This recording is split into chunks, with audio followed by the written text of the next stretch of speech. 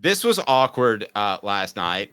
I was on a show talking about my book, Celebrate 98, the untold stories behind Tennessee's 1998 national championship. And you can buy that below, by the way. It's right down below. And we've got some Fred White versions that you can purchase as well. They're autographed by Fred.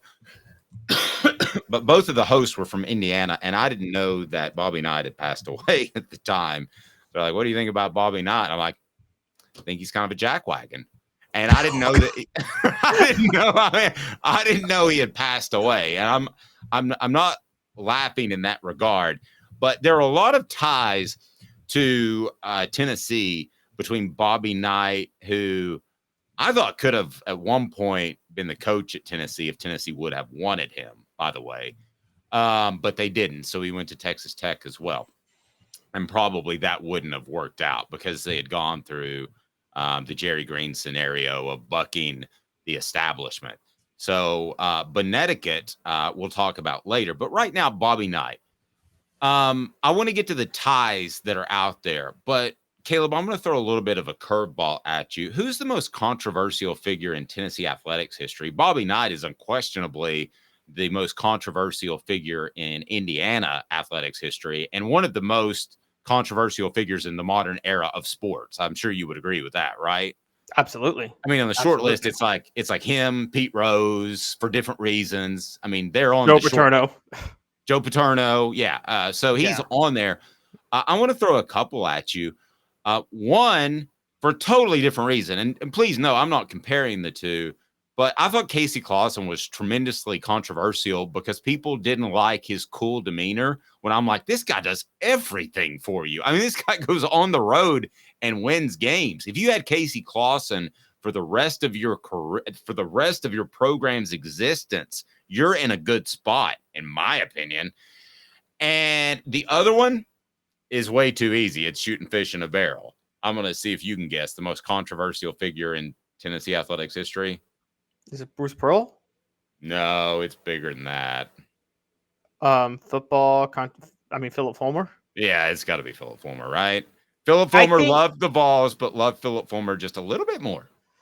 Yeah, so we all know what happened with Phillip Fulmer getting the job was controversial. I think, and Dave, you were there in the 90s covering the team, so you could tell me. I don't know, but which job? The head coaching job first. It was controversial how he got the AD job too. Well, I'm gonna come to the AD job. Okay. But the football job, I feel like the controversy behind that did die pretty quickly when he had his early success, didn't it? Like by 98, nobody cared that he kind of pushed Johnny Majors out the back door, did they? No, actually, I was hosting shows a lot back then, and I still got phone calls even after the championship in the mid 2000s of people that would say, I don't care. I just don't like Fulmer because of what happened to Johnny Majors. So it actually lingered on maybe longer than you thought, Wow. which I was like, listen, you got a national title. Yeah, I don't care what the reason is, or if you had to send your previous coach, and I love Johnny Majors, right? But if you had to send your previous coach to Guantanamo Bay and you get a national title, them's the breaks, right? But a lot of people still stuck by Majors. Not to mention when Fulmer was rolling in the 90s, Johnny Majors went back to Pitt and just struggled badly, which was sad to see. Johnny Majors should have stayed retired after Tennessee forced him out in 92 because that was a really sad 4 years that he was at Pitt trying to rebuild the program there. But okay, so yes, the athletic director job, I think, makes him much more controversial, though, for obvious reasons. But it's with the football job, you could say, well, he at least had success and it was the right move for Tennessee because they needed to move to a new era. He was a bad hire for athletic director. He made a bad hire for the football program. By the way, let's not forget this. For all of John Curry's flaws with the Greg Schiano thing and everything like that, he was close to closing a deal to get Mike Leach to go to Tennessee. Fulmer, as John Curry is closing that deal, orchestrates a coup to get Curry fired, take over, and then go hire Jeremy Pruitt. So by the time, now, rest in peace, Mike Leach, obviously, it's sad to say wouldn't have worked out given what we know now, but at the same time, when Fulmer is retiring with that beautiful, lovely severance package in 2021 and Jeremy Pruitt's fired and Tennessee's a wreck of a program, you're looking at Coach Fulmer, you're looking at Phillip Fulmer and thinking, You orchestrated a coup to hire a coach that decimated the football program while nixing a hire that probably would have brought Tennessee more success than it's seen in 15 years. So who else on the message board? Now we're talking about successful guys. I'm not talking about Butch Jones, who is just a goofball. You have Or to Jeremy be Pruitt. successful, or Jeremy Pruitt. I mean, I still like Bruce Pearl as one. That's a great one. I mean, I mean, okay, that beats Casey Clausen. I'm going to say it falls short because football is king to Phillip Fulmer. But listen, Caleb, I think the one thing as an employer, an employee, you can't do is lie to your employer. Yeah, I've been caught in, well, caught's the wrong word, but I've been in situations in which my integrity was questioned, and thank goodness I was raised to tell the truth, and I did, and the truth came out. And Bruce Pearl lied to not only his bosses at UT, but his ultimate bosses at the NCAA. So that to me is pretty bad.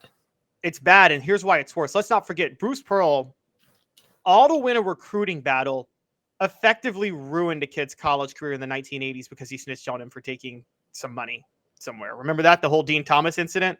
Oh, I do remember that, yeah. But I really didn't have a problem with that. I didn't either, but it again, it did really mess up Dean Thomas in his career, and Bruce Pearl was defenders, us included, would be like, well, that's integrity. You got to do what you got to do. Well, if you're going to hold yourself to that standard, you better not get caught doing anything lying, right?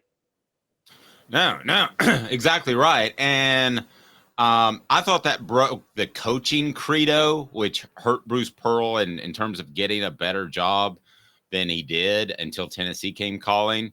But I didn't think it broke any moral credo. To lie to your boss and to lie to the NCAA, that's a whole different level. I'm sure you would agree with that. Hit that like and subscribe button as you continue to filter in. As we do lose Bobby Knight. I think the unfortunate thing about the Bobby Knight situation is that he never really he basically said he wouldn't go back to Indiana until they were all dead. The people that were in charge when he was in charge. He said that on the Dan Patrick show a few years ago. So I think it's sad that those fences haven't or the bridges weren't rebuilt. And that's why I say to this day that despite what you think about Phillip Fulmer, there should be a statue of him in front of Neyland Stadium because he won a national title. You win a national title, you get a statue. That's my rule. Okay. I don't care where it is. And maybe even at TCU, you get a statue of Sonny Dykes because nobody thought that they were going to play for a national title. Other ties to Bobby Knight, by the way. Yeah, so let's talk a little bit about Bobby Knight, because Bobby Knight and Rick Barnes, from peripheral stories, there's no direct quotes, didn't seem to get along when Barnes was at Texas and Bobby Knight was at Texas Tech, which is intriguing. Bobby Knight actually kind of came out and said at one point, Rick Barnes is not an offensive coach, which, by the way, is accurate. But then there is Bobby Knight and Pat Summitt did a lot of work together. Bobby Knight was Pat Summitt's biggest cheerleader. There was a one point when they were both coaching, both were the all-time winningest coaches in their respective sport, men's and women's basketball, Bobby Knight and Pat Summitt together. Yep. And I remember what you were saying. Yeah. Before Bruce Pearl, you were there, Dave. How serious were the rumblings that Tennessee was looking into Bobby Knight when he was at Texas Tech? I remember the rumors. To the point where it was on the table, but it didn't get off the table. Does that make sense? It was discussed, but it was never really going to happen. I mean, it was a football school, and they didn't want that.